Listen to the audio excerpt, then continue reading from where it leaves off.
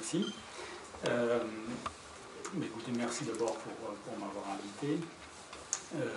Mon exposé sera effectivement factuel, c'est-à-dire que je vais éviter de porter une appréciation sur ce que je vais rapporter, même si c'est difficile parce que la société civile en Turquie et surtout son évolution est très mouvante.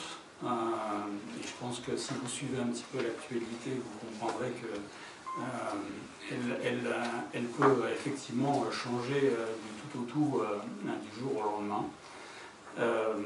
Donc elle a évolué dans des sens contraires depuis l'an 2000.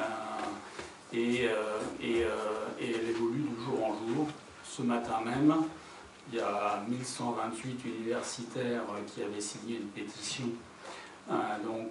pour demander la cessation des hostilités dans le sud-est de la Turquie contre les populations kurdes et qui demandaient le rétablissement du processus de paix dont les leaders viennent d'être arrêtés ce matin parce que le président Erdogan, hier, dans un discours enflammé, comme à son habitude, les a traités de traîtres. Donc ils sont traîtres à la nation au titre de l'article 301 du Code pénal turc, qui, je vous le rappelle, sanctionne tous les propos qui sont une insulte à la nation kurde, à la République de Turquie et au Parlement turc. C'est un article fourre-tout où il y a plein de gens qui se font effectivement incriminer pour plein de raisons. Alors, c'est un pays contrasté parce qu'entre 2000 et 2013, on a assisté à une libéralisation dans plein de domaines, à la fois politique, économique, religieuse. Et on a aussi observé des concessions très positives vis-à-vis des minorités, en particulier kurdes, puisqu'il y a un processus de négociation qui s'est mis en place, mais pas seulement, également vis-à-vis d'autres minorités. Simplement, depuis quelque temps, on assiste effectivement à une personnalisation du pouvoir et une dérive très autoritaire du nouveau président qui fragilise un petit peu plus une société civile qui est déjà bien fracturée pour des raisons à la fois historiques mais aussi constitutionnelles aussi en raison de tout ce mouvement d'islamisation de la société que l'AKP, effectivement, a apporté depuis son arrivée aux manettes. Donc la Turquie vit une crise multidimensionnelle, aiguë, et je dois vous avouer que bien malin serait celui qui peut prévoir ce qui va se passer demain. Et je vais revenir un petit peu sur justement cette structuration de la société civile en remontant un petit peu dans l'histoire. Ce que d'autres intervenants ont fait aujourd'hui, je pense qu'effectivement c'est important de comprendre comment s'est formée la société civile. Alors évidemment, si on la prend sous son angle, je dirais sous sa définition de la vie associative, la vie associative a démarré dans les années 1850 et elle s'est développée jusqu'à la fin de l'Empire ottoman et c'était essentiellement en fait une société civile qui se concentrait autour des fondations religieuses, donc des fondations musulmanes ou non musulmanes, qui à la fois avaient la gestion du culte et la gestion de leurs biens, c'est-à-dire les biens immeubles.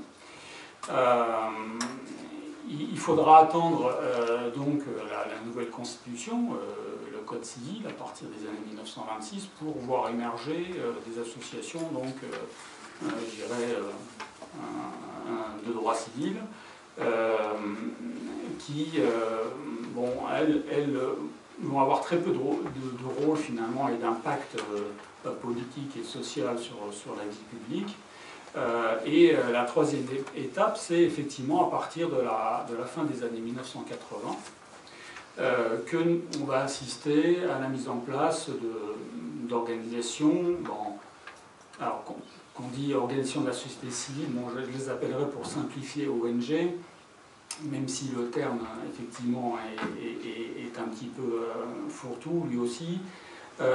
Mais à la fin des années 80, pour rappel, c'est le retour sur la scène politique de Nekmetin Erbakan, donc le Parti de la Prospérité. C'est déjà, enfin bon, c'est le maître à penser du président Erdogan. Et donc on voit arriver déjà certaines ONG donc dans son sillage. La dernière étape, ce sera effectivement l'arrivée au pouvoir de l'AKP et effectivement la création de nouvelles ONG qui vont participer et accompagner le mouvement d'islamisation de la société turque. Alors, quelques chiffres. Quand on parlait de fondations donc dans l'Empire ottoman, c'était plusieurs dizaines de milliers pour les fondations musulmanes et environ 170 pour les fondations non musulmanes. La particularité, c'est qu'il n'y avait aucun enregistrement administratif, c'était la volonté du sultan.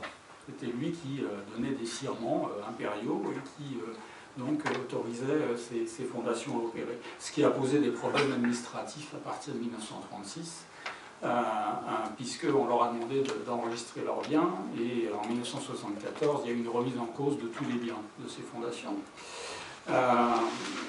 Chose qui a été rectifiée en 2011 par la suite. Aujourd'hui, quand on parle du nombre des ONG actives, parce qu'il y en a 200 000 inscrites, mais il y en a à peu près 80 000 qui sont actives, dont plus de la moitié ont des activités à but social. Mais on a vu aussi fleurir des ONG défendant le droit des femmes, des ONG donc à but éducatif ou sportif. Alors, les organisations de la société civile sont tiraillées, elles aussi, par les multiples contradictions de la Turquie. Elles connaissent un développement très dynamique, mais la réalité de leur influence sur la vie publique en fait, est assez limitée.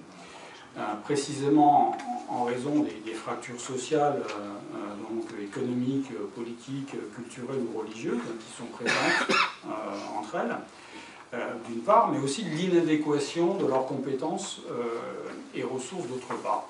Donc on a évoqué effectivement le pouvoir de l'argent dans le monde des ONG, et là, en effet, les ONG turques subissent la même règle, c'est-à-dire que c'est les subventions publiques qui les font vivre. Or, et là c'est intéressant de revenir sur une autre spécificité de la Turquie, c'est l'importance de la religion dans la gestion de ce pays. Bon, comme vous le savez, ce n'est pas un pays laïque, mais un pays laïciste, c'est-à-dire que c'est un pays musulman qui se dit laïque, mais qui en réalité, c'est un pays où la religion est contrôlée par l'État, puisque la présidence des affaires religieuses, le Diyanet, est une administration. Voilà. Donc c'est le 16e budget du gouvernement turc, environ 2,5 millions de dollars, 2,5 milliards de dollars. Ils emploient 100 000 personnes et ils gèrent 77 500 mosquées. Donc c'est un État dans l'État. Et alors la particularité, c'est qu'ils ne financent que la confession sunnite. C'est-à-dire que les Alévis, qui représentent à peu près 10% de la population, ne sont pas financés par ces deniers publics, parce que d'une tradition chiite, mais purement anatolienne, qui n'a rien à voir avec le chiisme iranien, par exemple.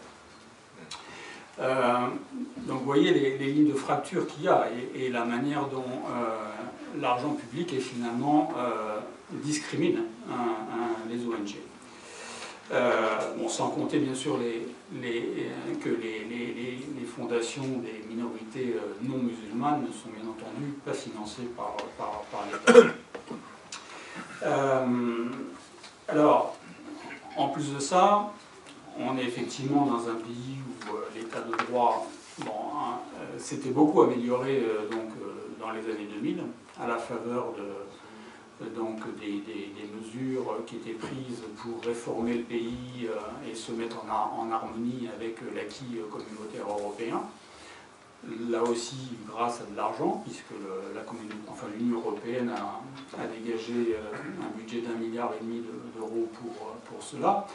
Alors évidemment, là aussi on peut dire que les ONG qui se sont engouffrées dans ce mouvement n'étaient pas là que pour la démocratisation du pays, mais aussi pour en retirer quelques bénéfices.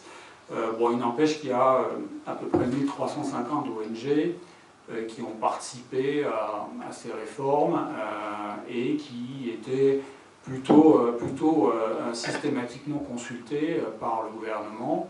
Bon, c'est à l'époque où je dirigeais la FIDH et effectivement même nous avons été invités par le gouvernement turc à venir auditer ce qui se passait dans le pays à l'époque, en 2004.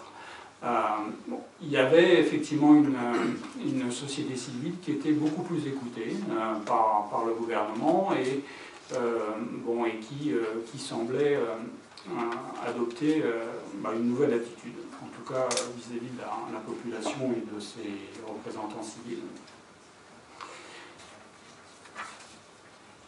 Alors, qu'est-ce qu'on peut dire sur ces organisations de la société civile?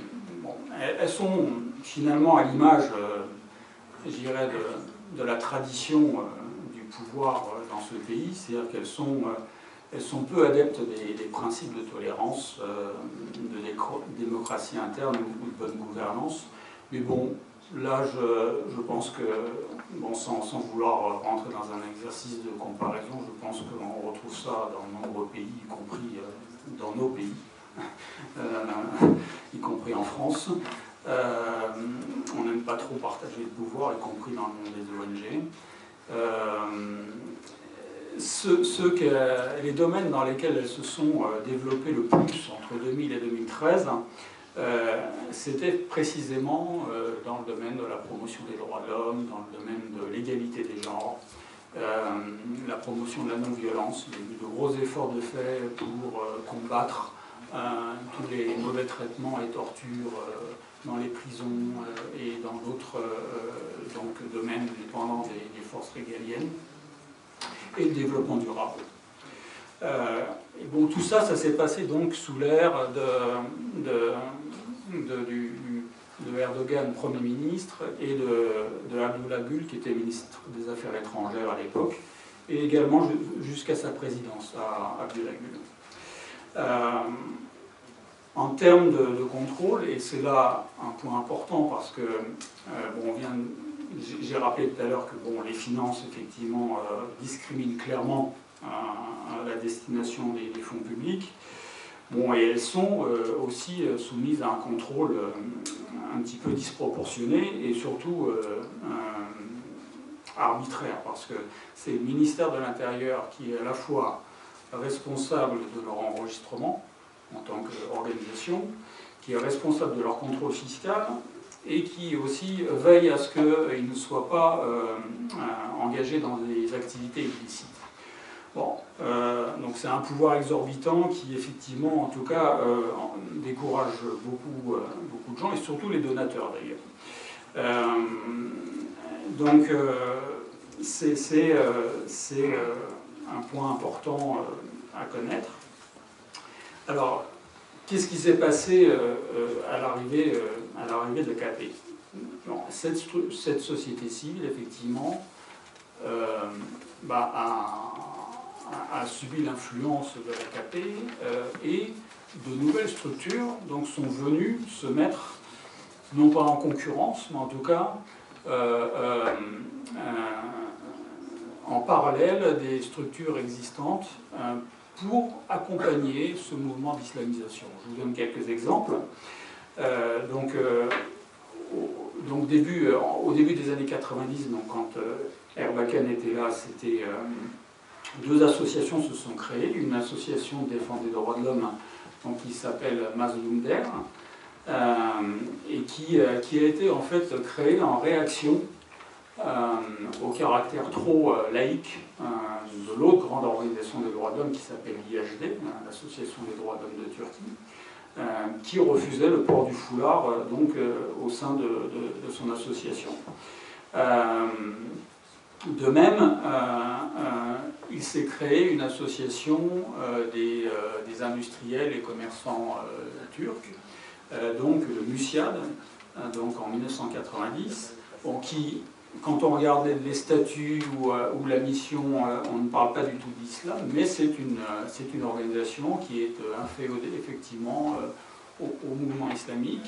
Et on a vu que très récemment, ces prises de position en opposition au TÜSİAD, donc le TÜSİAD c'est le MEDEF turc, c'est le grand patronat, et notamment quand il y a eu ces manifestations au parc de Gezi, et donc la répression de la jeunesse qui manifestait, le TÜSİAD a pris ses distances et a critiqué le pouvoir pour la mauvaise image, et puis parce que ce n'était pas du tout dans les valeurs qu'il défendait, alors que le MÜSIAD a adopté une attitude beaucoup plus complaisante vis-à-vis du pouvoir.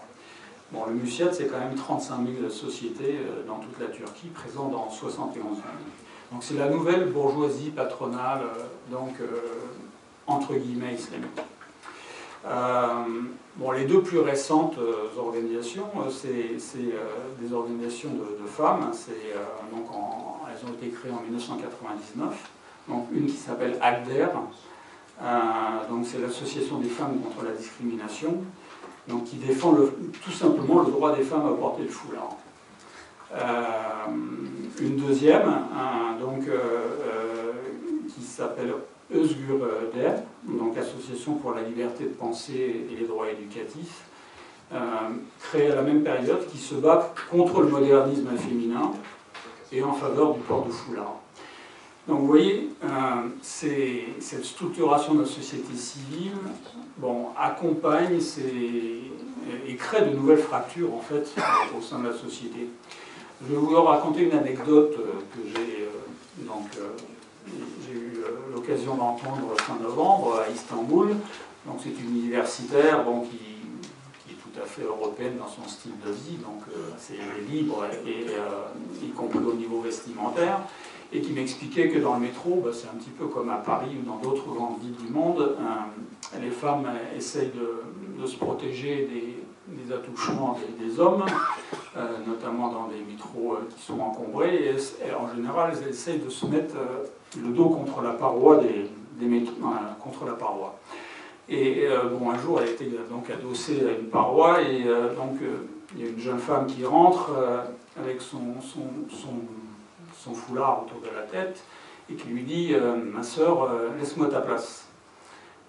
Alors, cette amie lui dit mais pourquoi? Alors, elle lui répond très brutalement « Parce que toi, si on te touche, c'est pas grave ». Je ne sais pas si vous vous rendez compte de la violence sociale que cela veut dire. Entre femmes, en plus.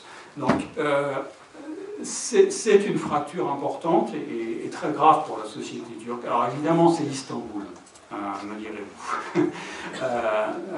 Et c'est vrai qu'en province, on aurait moins ce genre de fracture, parce que la province est quand même beaucoup plus islamisée que les grandes métropoles.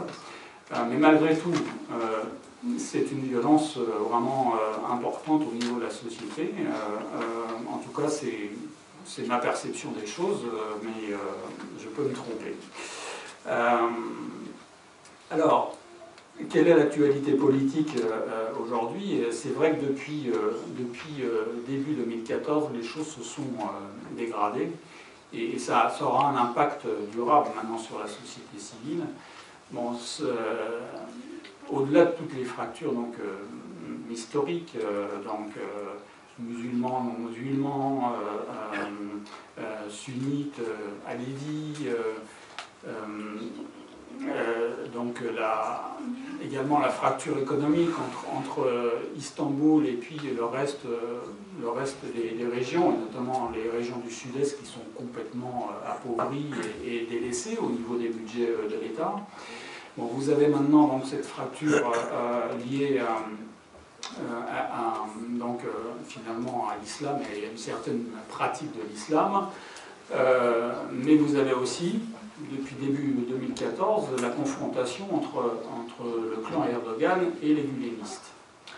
Et ça a également des répercussions très importantes. Donc, les gulenistes, hein, c'est les adeptes de Fethullah Gülen, qui est le président d'une confrérie islamique qui est exilé aux États-Unis, bon, qui a été à un moment un allié de l'AKP et qui maintenant est en opposition frontale.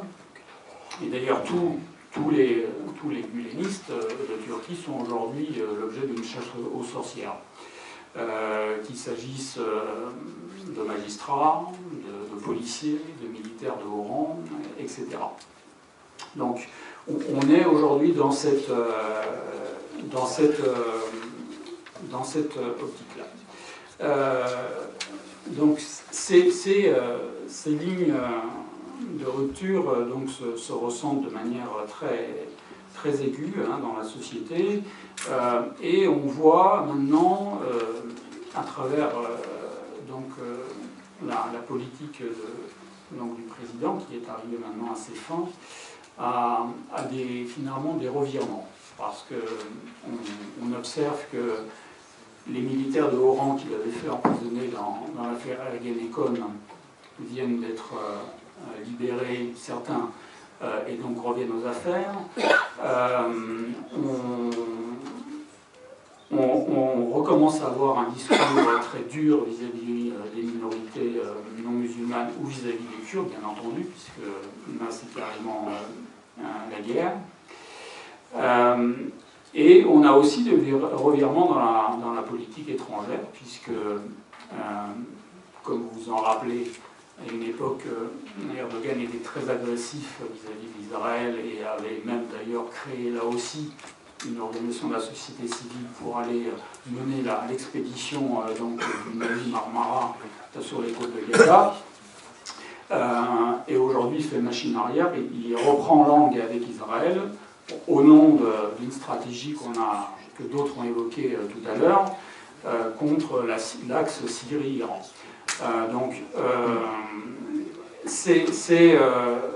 Aujourd'hui, c'est très difficile de savoir effectivement où va la Turquie en raison de toutes ces fractures, mais le seul espoir que je forme, c'est que la société civile est divisée, mais c'est un pays qui a une formidable jeunesse. Et cette jeunesse qui était effectivement dans les rues à Istanbul, à Gezi, on va voir comment elle va réagir. J'ai un de mes amis, donc un universitaire sciences politiques, Daskin Oran, qui est un fin connaisseur de la politique de la Turquie, qui me disait cet été que c'est le dernier sursaut, je dirais, autoritaire avant une stabilisation beaucoup plus démocratique de la Turquie. Bon, je ne sais pas s'il était optimiste cet été, mais j'espère en tout cas qu'il a raison, parce que c'est un pays qui est au bord du chaos. Voilà, merci.